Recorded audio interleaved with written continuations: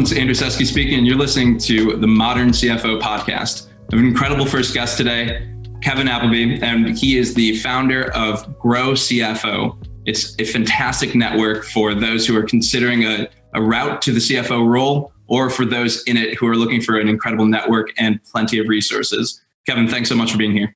Thank you, Andrew. It's a pleasure. The modern CFO. Now, there's a thought. What's a modern CFO?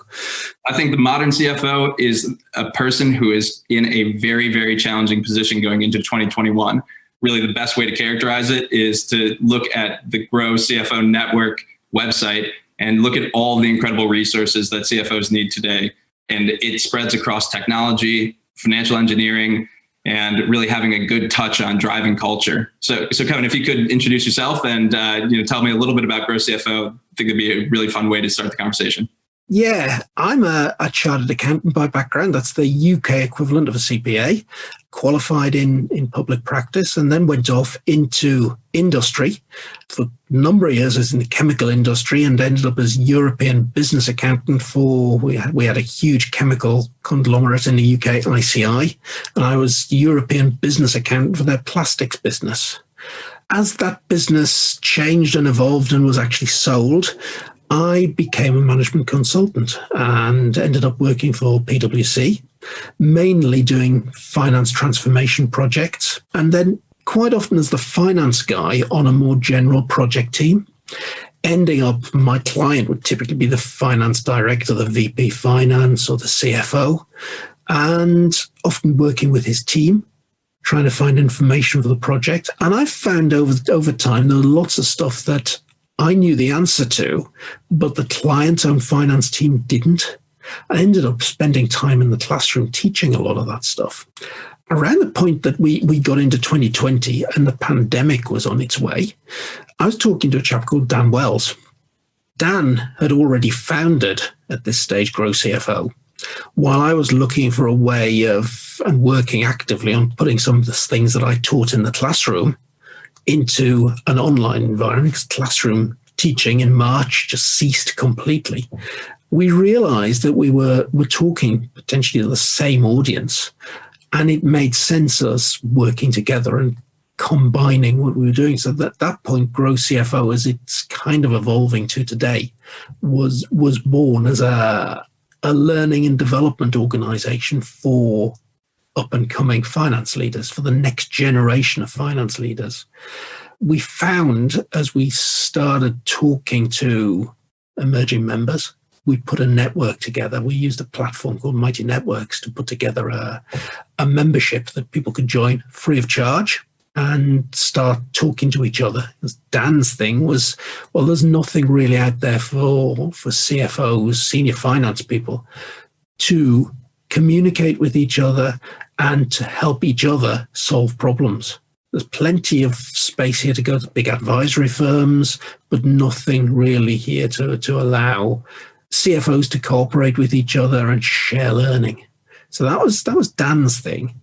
And we started looking at this and realized that actually the biggest place there's a problem in the CFO world is not the really senior guys. It's at the more junior end. Now, you've qualified as an accountant. You've worked your way up through various roles in finance, very much in the back office. You've probably got to, and the titles that we would see in Europe, in the UK, would probably be head of finance. I think in a lot of US organizations, that possibly equates to VP finance, but not the C-suite. You can get there with some very, very strong technical skills, knowing the numbers inside out, being able to put budgets together, forecasts together, things like that. But people in that role, they aspire to be the CFO. But what we found was there's a big glass ceiling. It's very, very difficult to break through into the C-suite. You go to a headhunter looking for your new CFO. Your first requirement is, I want somebody who's experienced. You haven't even done a CFO job yet. So 95% of the roles out there are looking for experienced CFOs. How do you ever get through there? So we put together the Future CFO program. We've got it accredited for 40 hours of CPD, continuing professional development. And it takes you on a 9-module or a 9-step journey between being a very good, very accomplished head of finance professional, through to landing your first CFO job, how to move into that job, and it finishes with create the plan for your first 100 days in your new CFO role. So we go through that, looking at your current skills. What's the skills gap what are the skills we'd expect a CFO to need? Where are you versus those? Can we put a fast track learning plan together? Then can we look at how you're branding yourself? Look at how you go about getting the job. Let's talk about interview techniques. Let's talk about presentation skills. Let's talk about actually how do you communicate with the C-suite and so on. All of the things that a future CFO would need to know about. Well, thanks so much. And I cannot express how much it means to me that you're my first guest here, because I don't think that we can address the needs of a modern CFO without even addressing the fact that there's a resource gap and, as you said, a glass ceiling for the route to even becoming the CFO. So before we leap forward with all the ways that CFOs are being pulled in different directions, I think it's critical for all of the listeners to understand the pathway to achieving that status in the first place. I think you and your network are doing an incredible job at consolidating and distilling these lessons so that the next generation of finance leaders can be well educated and informed. And I think that you're doing a really great service for them. And it actually goes on from there, Andrew, because I think getting that CFO job is only the first step. Once you're there, I don't think until you've actually got the role do you understand the breadth of skills that are actually needed, the number of different directions you're going to be pulled into. So while we've got the future CFO program all up and running, we're building a similarly big program now for the first-time CFO. So we're very much seeing the GrowCFO sweet spot is probably 3 years before you become a CFO through to maybe 5 years after. Those are the key things. But we want as well to involve as many really experienced CFOs in the network as possible, because we're seeing those as the guys that are useful to learn from, useful to be mentors, useful to come along and be podcast guests, present workshops within the community and so on. So we really want to give those experienced guys a platform to give back. So Andrew, tell me a little bit about your background. How did you get to this position that you're working in Nth Round? So actually 2 years ago today, I joined Nth Round, and we sought to try to solve some of the most complicated issues in the private markets.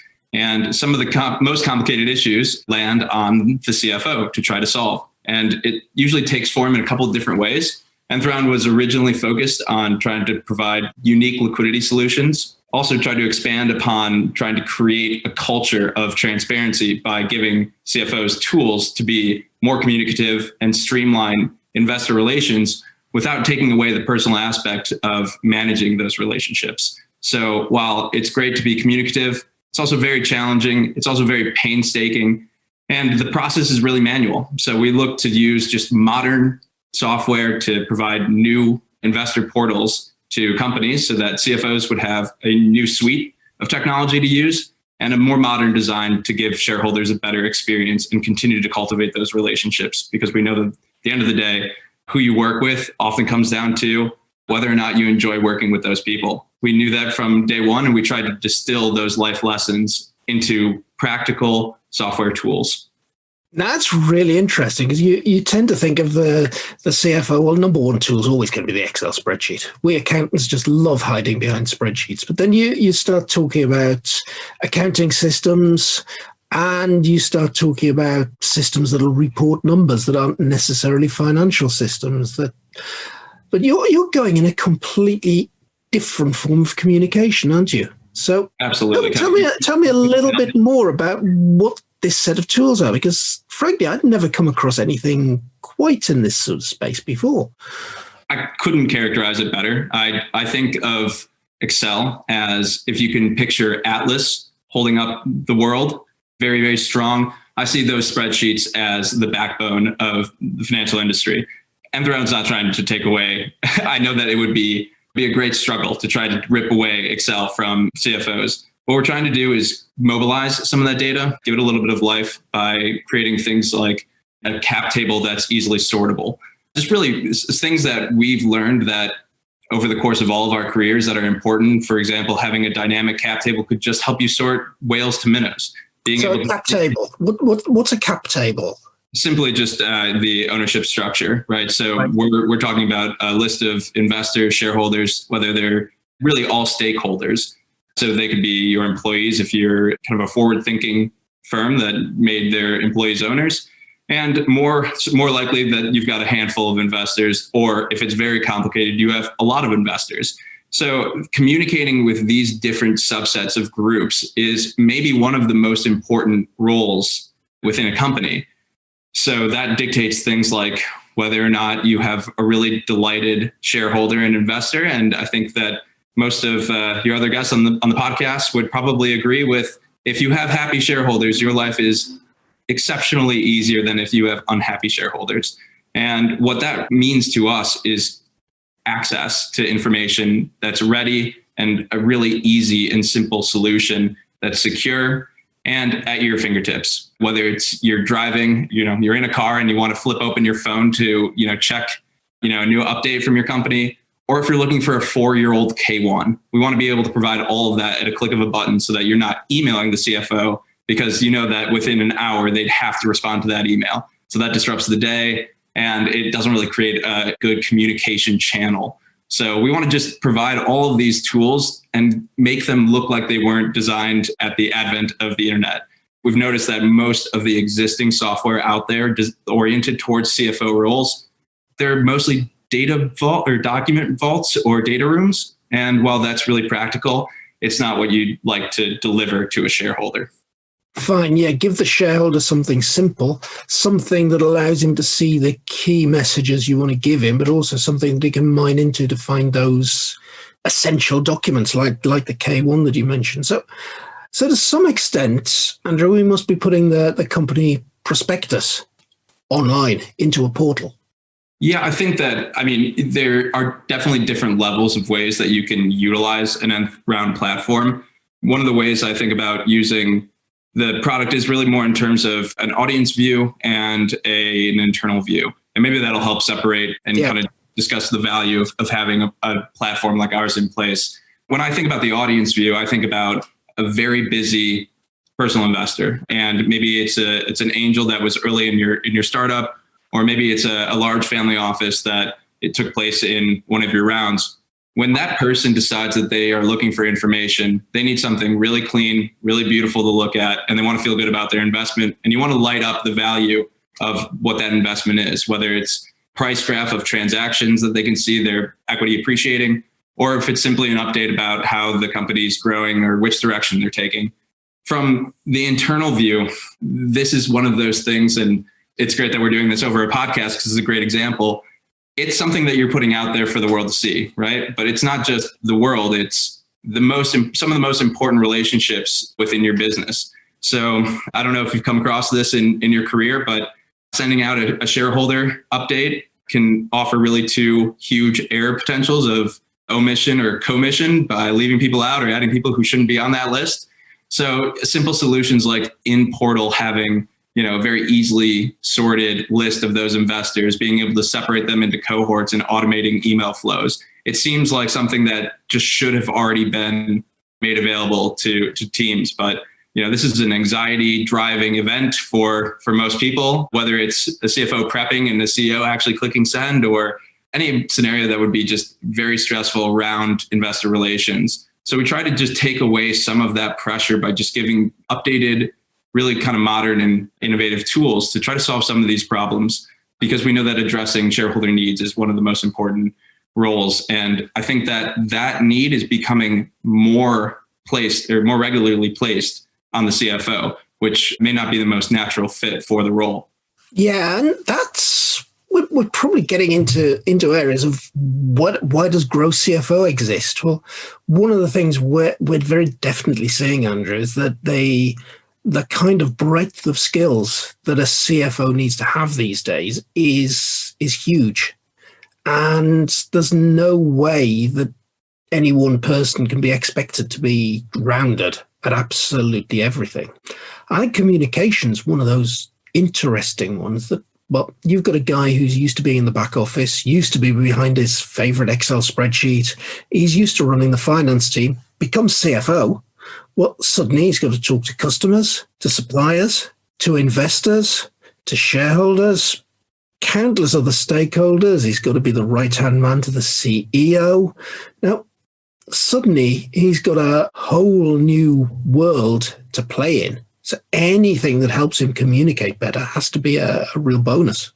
Absolutely. I mean, I think that that's really the key of Nth Round. It's one of the few, I promise you that you can find 1,000 ways to manage payroll. There are countless accounting softwares and ERPs for planning and holding some of those macros that you'd love to do in Excel. One of just the completely unmet needs is really just around investor communications. They have to be so tailored, so bespoke, and they're really challenging to do. So we wanted to give essentially the place where you're going to have, I think about it in a way that's sort of like you'd be, working on a math problem, you have your scratch sheet, right? You don't want to turn in that scratch sheet. Your investors aren't that interested in the way that your macro was designed, but they definitely need to be able to have that distilled data presented to them in a beautiful way. And that communicates really effectively because it's going to be a quick look through and it all has to obviously check out. But there's really no software that is oriented to distill those same lessons. And our team is incredibly well versed in investor relations. So we're really, really fortunate that we've been able to create software around life lessons and truthfully mistakes that we've all made. That's really where all of this began, and try to just create just a better private investing experience. What are you seeing as the major challenges that CFOs have got these days? Do you see that this is really, really one of the top things on their agenda that they need help with? I think if we asked 1,000 CFOs, they would probably, say it's really, I need more time in my day. And I think about what that looks like. These are finance professionals and they're exceptionally good at what they do. And they've been chosen to be the public face of that team, which is fantastic. It's a huge accomplishment to be in the C-suite in that role. One of the things I think that slows up that process is around this investor relation. So it might not seem as the most pressing and dire need, but these are exceptionally smart people who have reached a great deal of success in their career. And the things that they might trip up on are where I see us filling that unmet need. So it might not be obvious that investor relations would be the first thing a CFO needs to be worried about, but we see it as a huge unmet need in terms of innovative software that can solve some of these problems that they can continue to rely on, as opposed to be kind of left in the dark to figure everything out on day one. There are some interesting new happenings around Nasdaq requirements and things like that. So where do you think things are going in that direction? Yeah, I think it's a really interesting push, probably necessary to implement as soon as possible. I think that diversity requirement for Nasdaq is at least going to have every single board of public companies ask themselves a really hard question, which is, have we done enough? Or are we currently doing enough? I think most public companies want to give their investors the update that they're trying to be as diverse as humanly possible while also being equitable. But I think this is a good opportunity for all public companies to take a very hard look in the mirror to ask what's missing in their organizations. And we know just from statistics that diversity and inclusion efforts have fallen short. So it's kind of a good opportunity to refocus energy in a productive way, but it also demands a new spectrum of communication. When you're communicating across a diverse group of people, there's an added element of sophistication and nuance that's important to not just speak to a diverse crowd, but engage them. And I think software like Nth Round supports that in a way that's really important. So when we design any of the custom things that we do for individual clients, we have some very important pillars and hallmarks. For example, if you were to send out an investor update, or if you didn't have a platform like ours in place and were to send out an investor update, there's a chance that you have an individual personal bias if an individual investor were to pick up the phone and call you. You may say something that would be maybe just, again, it could be something like tone of your voice. It just opens yourself up to liability. That's a lot of pressure. So by putting in a platform like ours, at a click of a button, you're giving equal information to all stakeholders in the same exact fashion where everyone has equal access. So it's not just how you're saying it or what you're doing. It's, can we upgrade a system to make this whole process a little bit easier and also mitigate risk at the same time, which I think would resonate. That's a really interesting one, Andrew. And a few podcasts ago on the GrowCFO show, we interviewed a chap called David B. Horn. David's one of those rare CFOs that's actually written a book, Add Then Multiply. David's been involved in several occasions in the transaction space that we're talking about. He's been involved in floating businesses, getting investors for businesses, buying businesses, and indeed selling them. One of his passions at the moment is all about that minority inequity when it comes to raising finance. That some research that he got involved in showed that for every dollar of private equity raised, only 1 cent went to an all-female pitch team. And David has a passion about education and minority interest in education and equality of females. So he's actually come out with a real want to do something about that. I'm really pleased to see your software is kind of leveling the playing field here. But we talked about that in the podcast, and we put a lot of it down simply to cognitive bias. You look for people, the equity house looks for people like themselves. You as the CFO, probably that you're constantly thinking of communicating to yourself. That's a really good point. I think that that's exactly right. It's one of those things that you think about in terms of where can I find somebody who's been through this process, right? So the hiring of a CFO may come pre-IPO. That is maybe the most important event of a company's entire financial history, that opportunity for liquidity and to open up the investor pool to the public and let everyone, have access to those shares. But at the same time, kind of the iteration of that thought is, if only one demographic has ever done it successfully, you will continue to rely on that demographic. If you don't support and promote other people to have the opportunity to be successful at it, you're going to likely end up just repeating what you know would work, again, to mitigate risk. So I think that there are a ton of tools right now, and I'm very excited that the SEC here is sort of broadening the potential investor pool in terms of accreditation standards. So we're really redesigning the entire private markets right now. And I think using really advanced software to help mitigate some of that risk around private investments, which are inherently risky, is really a first step in molding that infrastructure. So I think that if we do this really purposefully, we're going to be able to create a far more equitable environment for the financing of innovation, which is really what we rely on. So that's very exciting to me. Yeah, and that cognitive bias, and I even see it in myself. And one of my regular weekly tasks in GrowCFO is to write the weekly newsletter. Normally I write it, so the last few weeks I've written on a Sunday evening with a schedule set to go out about 8:30 Monday morning. And I do find myself looking back on this and suddenly realizing, oh, Kevin, you've written this for another male CFO. Go back, take out all the references to he or him or whatever, and realize that probably 40 to 45% of the people that are reading this weekly newsletter are female. Really good point. I mean, that's a great practice. I think that in itself will continue to help foster the GrowCFO network. I was actually thinking about this. I know that you've recently launched a toolkit to try to help people understand what they are kind of working on. As a leadership position, I think that has some requirement to be self-reflective. Can you tell me a little bit more about it? Yeah, and you asked me the question just before we went on air. If you could give your CFO any present that you wanted for Christmas, what would it be?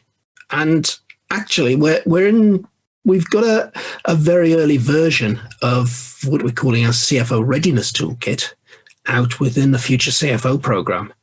The toolkit identifies what we look at as the 10 core competencies of the CFO.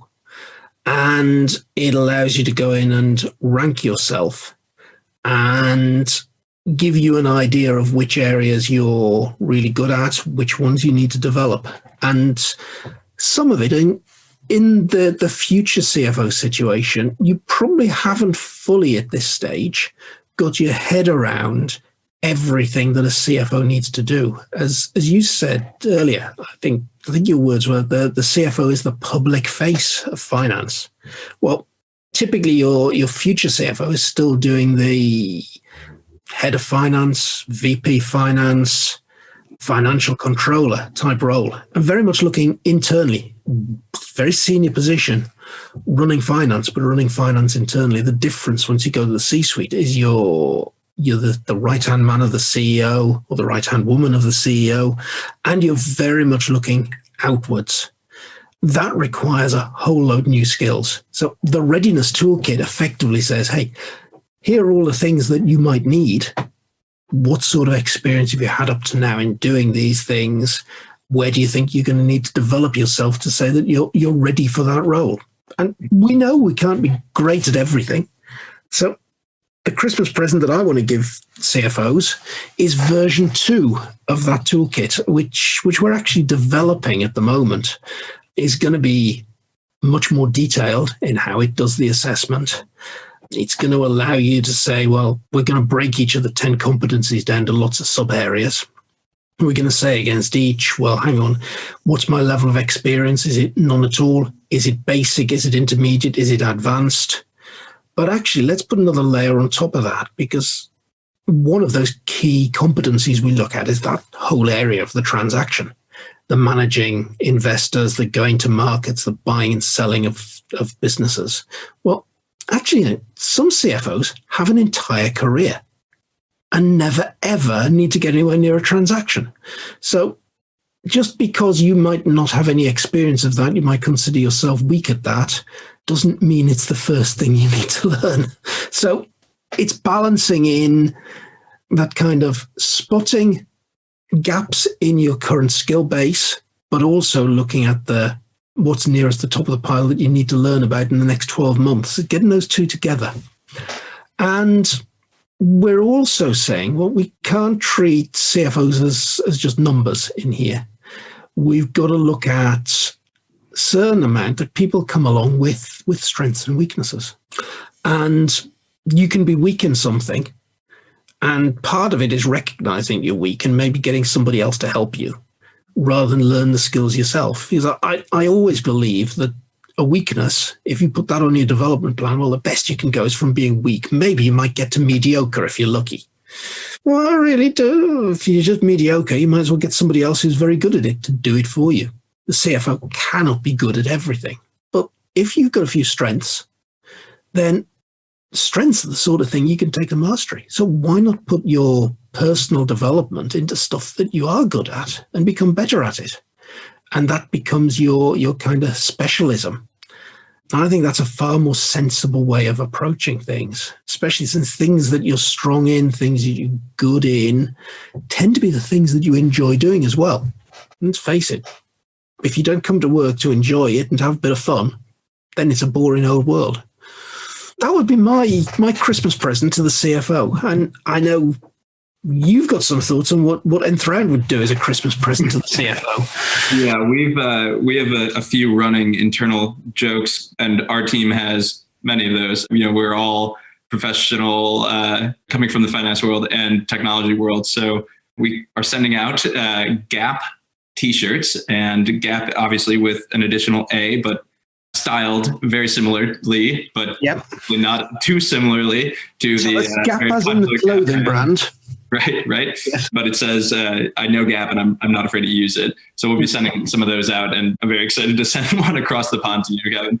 Just to kind of summarize all of that, I think what kind of realizing here is that the traditional route to becoming CFO almost has a direct switch to trying to then be in a leadership position for that role. And it really values different aspects of not just, skill sets, but personalities as well.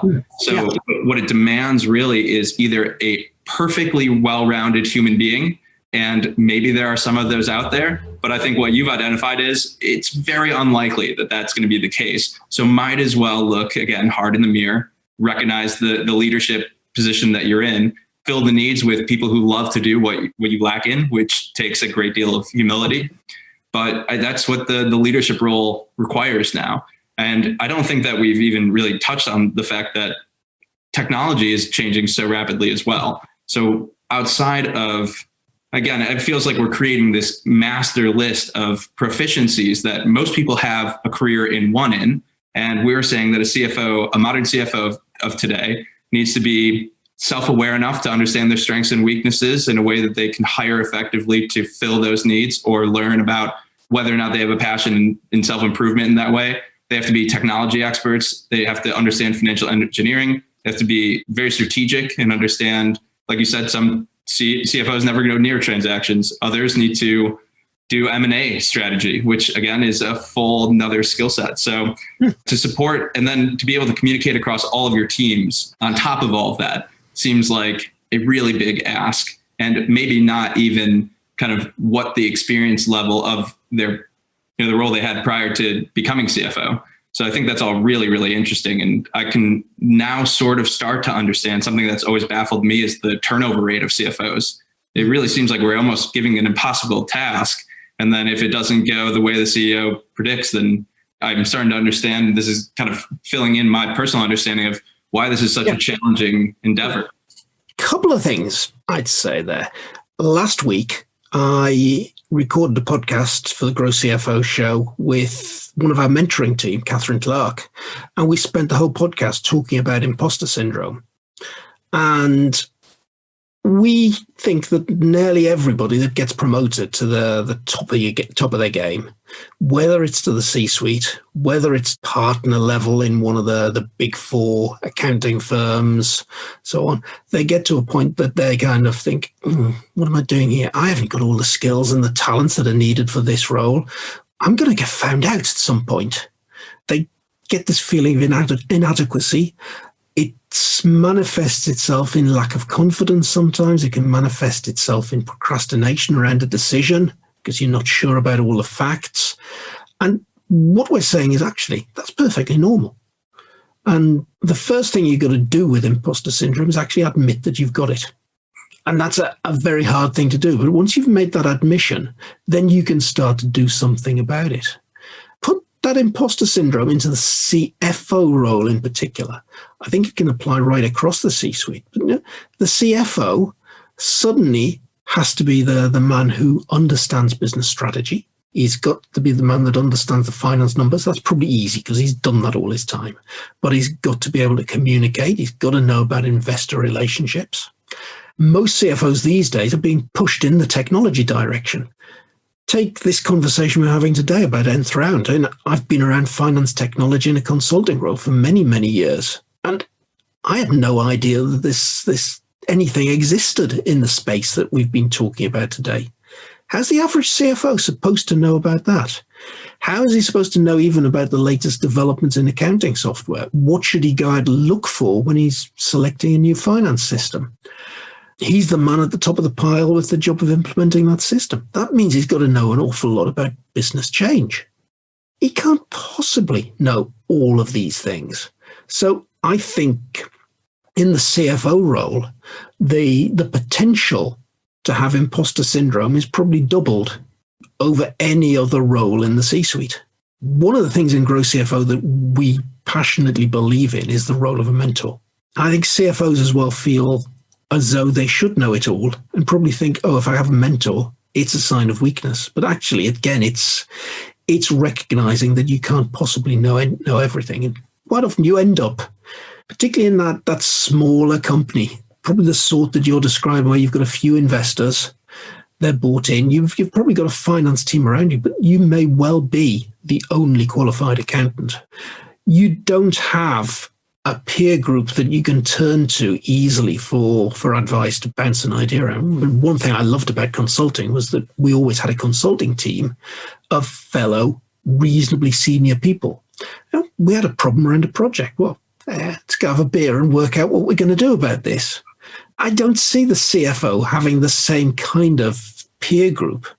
So why not have a mentor who we believe should be a CFO that's been there, done it before, got the T-shirt, that you can talk to, that you can say, well, actually, Catherine, who I interviewed on the podcast, one of our mentoring teams, Catherine, I've got this problem. Do you ever come across anything like that? And she might say, well, not exactly, but we had this situation and here's what we did in that one. It worked a bit, but it would have been better if we'd done. And you just start kicking the idea around and you've got somebody else independent from your organization that can give you a good view of things. That's the way things are going for the CFO. And I think having that mentor, if you can manage to do it, and personally, I believe that the company should be paying for that out of your personal development budget. That's the way things should go. I love that idea. I think that's a brilliant way to not only solve some of the feelings of imposter syndrome, but also it addresses something I hear all of the time when I talk to prospects or existing clients. They say, you just took a process that we did manually and I just saved 3 days. You're doing the exact same thing. You're distilling these lessons into really digestible, easy to access narratives that are incredibly relevant. But we're talking about things that are lesson oriented, that even if you had the time to go find out for yourself and read and Google search every possible thing you could on the subject, you could still fall short. So being what GrowCFO does that I think is so incredible is that that mentorship program, being able to call upon somebody else and ask if they've seen something similar, even just to give yourself more resources. But I love that. That's some of the best feedback I hear from clients. That's one that makes me really excited is you just saved me days. I'm great at what I do, but distributing all of this is one of the hardest parts of, going into the end of the year.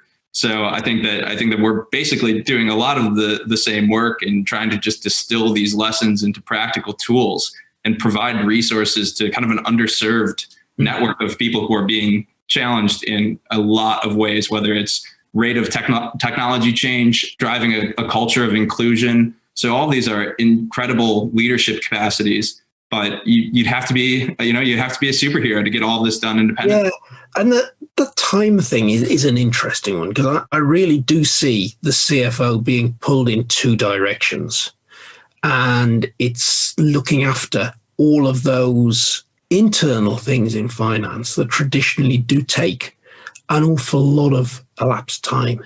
There's those statements going out to investors.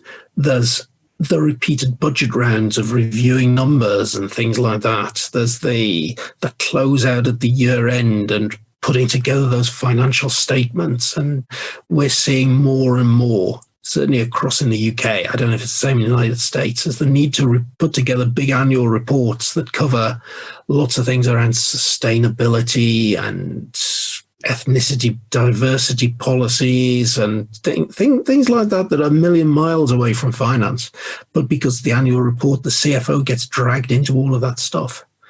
And frankly, the time pull on the CFO away from some of the other externally facing stuff that he should be doing is quite considerable.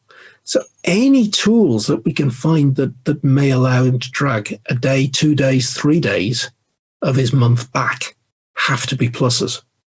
That's how we feel. Obviously a bit biased in terms of how we go about doing that in creating easier ways to communicate with shareholders, especially around such sensitive reporting. Mm-hmm. But I think that it continues to just this isn't a trend that's going to reverse anytime soon. We're going to continue to have more and more strain on this position. And I don't see that rate slowing down. I see the technology that CFOs need to be aware of as more complicated. Just kind of something that's fun about one of our trading environments is that for small transactions, we built what's called the decentralized application based on blockchain technology. So if you want to trade private company stock internally amongst shareholders in small quantities, we created a tool to do so. And it looks like a bulletin board of bids and asks, but it's another opportunity for a CFO to say, I'm on the cutting edge. I understand how we could deploy a blockchain-based application moving forward into 2021 if that was of interest to us or our shareholders, or if it solved a liquidity need for an individual. So it's almost as if risk mitigation outside of traditional finances also now includes having a really solid hold on cutting edge technology, a really great hold on driving diverse culture. So it's not just time back into your day. It gives them a fighting chance to even maybe just address all the things that we've covered so far. In all of the podcasts you've done so far with the number of really interesting guests, what's been one of the more shocking pieces of information that you've received? I think, imposter syndrome is probably a little shocking, but then once you think about it, less surprising. But have there been any just things that have changed in the role that you see? One of the podcasts we put out early on, we put together in the early days of GrowCFO, right at the beginning of 2020, we took the embryonic member base and we surveyed these guys around finance systems. It was kind of, what do you use? What do you think of it? Would you recommend it? What are your plans going out over the next 3 to 5 years around replacing the system and so on? And I think that the surprise that we got was, in certain cases, the lack of knowledge of the systems that people are using. We were right at the start of lockdown. So people were suddenly learning how to work remotely. That gave some people a shock because they realized then how the really old-fashioned systems that they thought were still going to work for them just didn't work remotely. Mm-hmm. But then there was this idea that we asked a specific question is do you use a cloud accounting system? Now, they'd named the system and they then said, is it cloud or not?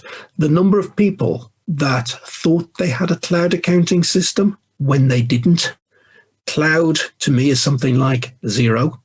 It sits on a server that's zero own, that's up there in the ether. You can sign into it from anywhere using a browser. It's available 24/7, whatever. Whereas some people had what was effectively an on-premise accounting system still, but you could get into it remotely. The perception that kind of old technology was being thought of by a lot of CFOs as cloud when it's not. That came as quite a shock to us, that people's realization of what they're using. A lot of people not realizing the art of the possible with modern software. So I think that survey gave us a few surprises.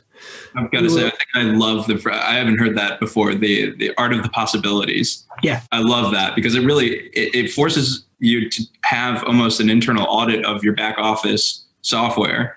And really a lot of software that ends up getting purchased either by leadership or by somebody who recommends a system internally, they say this solves a problem, right? Mm-hmm. This solves an immediate need that we have right now. That could be an accounting software, planning software, pretty typical. And I think that the lack of understanding in technology just goes to show that there are a lot of softwares out there that are a little less malleable and pretty static. So something that we kind of pride ourselves on is really we give you a really interesting way to kind of custom build what solutions you need to use. What's obviously pressing that needs to be solved right now, whether that's simple equity or investment management, or we have a number of real estate clients that use our software to design around individual buildings. So it's really interesting that you can recognize that there's clearly a discrepancy between existing tools and tools that were relied on at the beginning of the pandemic, but also that the new suite of tools available today, you can continue to build off of and innovate on and create, unique design that's oriented to you and your situation, which sounds really pertinent to the CFO to kind of wrap back to the idea that there are some CFOs that will never see a transaction, right? So we know that there are very, very unique experiences. So to have software that's malleable and configurable in a way that's unique to you and your situation, I think that's more pressing now than ever because those tools are readily available. So yeah, it's a huge need. And the thing is, it's hard work to address an entire back office And sometimes these are, complicated situations that the CFO is inheriting and didn't start with. So to be able to bring modern solutions into kind of antiquated processes it's a huge challenge. So not knowing where to start, again, huge value to GrowCFO, saying that there's a big technology component these days. Yeah, and I seriously think the future is systems that are extensible. They can grow with you. They've got the basics, but they've also got absolutely great APIs that mean that you can plug in other tools as you need them as you grow.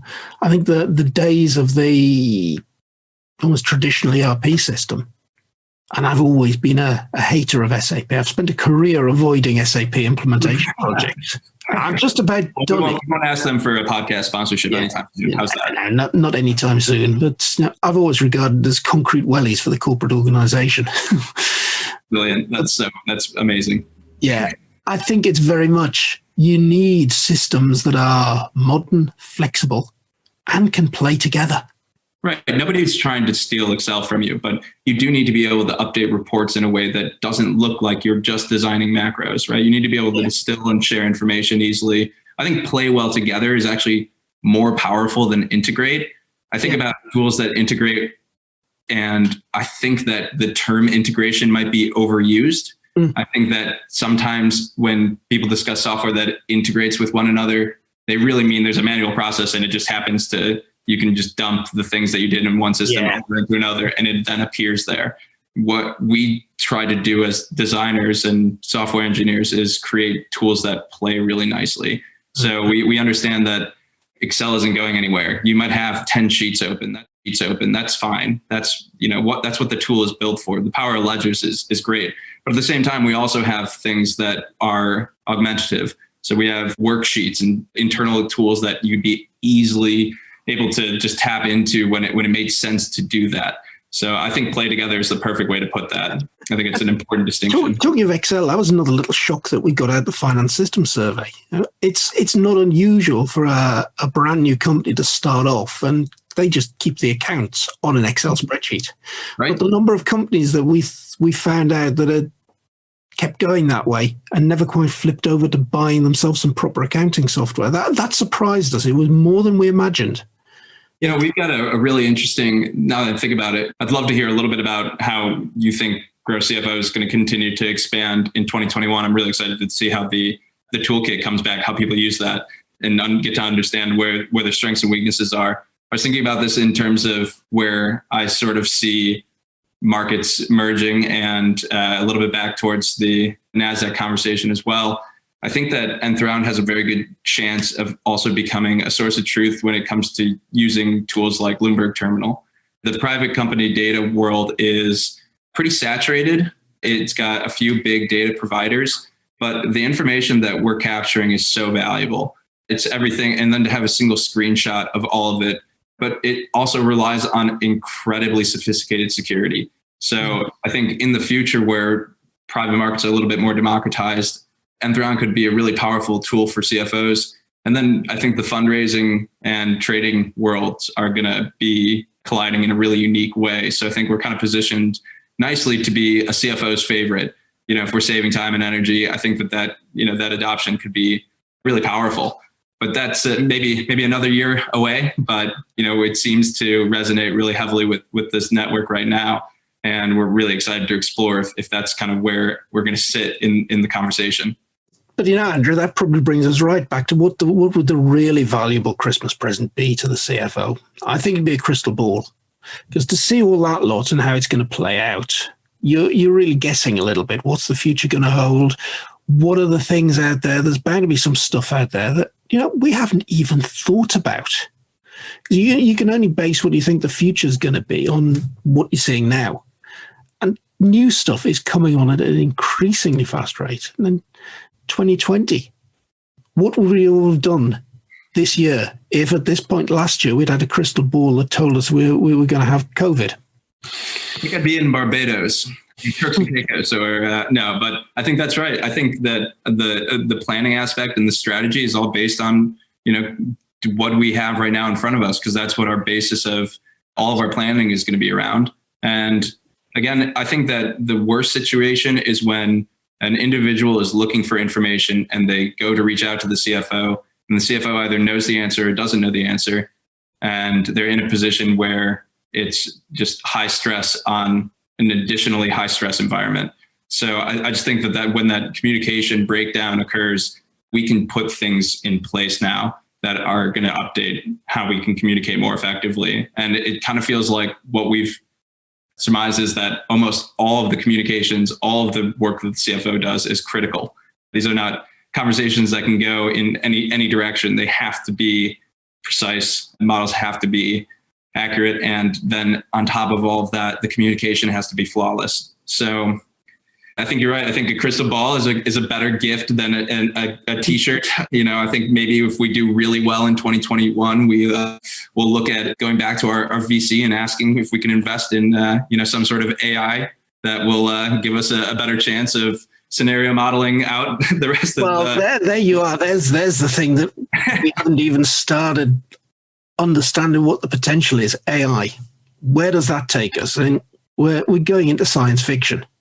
But it's going to be on top of us in 3 to 5 years, and maybe even faster. Yeah. The thing about it as well is the process of seeking out a potential solution. If you haven't addressed the problem in a way, even with an outdated system, it's going to be far more difficult to implement just a variety of innovative technologies. If you don't have, like we said earlier, things that play well together, tools that play well together, it's going to be very difficult to upend your entire back office overnight when the next best thing comes out. So it is a work in progress to get buy-in from your team to use certain tools, to give the CFO the confidence that when they use a tool that it's going to operate the exact way that they'd like. But I think it's a process. I don't think that one of the science fiction things that I think that we don't really think about is it's all the time. It's happening every single day. It's not tomorrow we're not going to wake up, and have access to fly to Mars, but we've been flying Elon Musk has been sending rockets and having them come right back and land. And, we don't really think about how it's all around us all the time. Kind of integrating and updating is a constant effort that's really, really going to help make that switch when it's, more available for more futuristic kind of applications. And I'm probably one of the very last generation of people that remember sitting in the accountancy office when I was qualifying to be an accountant, and we still did everything manually. And then suddenly this box arrives one day. It's an IBM PC. What do we do with one of those? Oh boy, have we learned what to do with one of those. And I think most of the people who are qualified and becoming CFOs remember that day as well. So I think that is really a perfect picture to paint when we think about updating systems and creating a better holistic environment to allow CFOs to run in 2021. And I'm really excited to help and work with you in that process. So I appreciate it. I think that's probably a great place to wind things up. Andrew, that has been a really interesting conversation. Thank you. Thanks so much for having me. I can't wait for things to return to normal and be able to skip across the pond and come see you sometime soon. So. Absolutely. We must do that. Right. Thank you. Thanks, Kevin.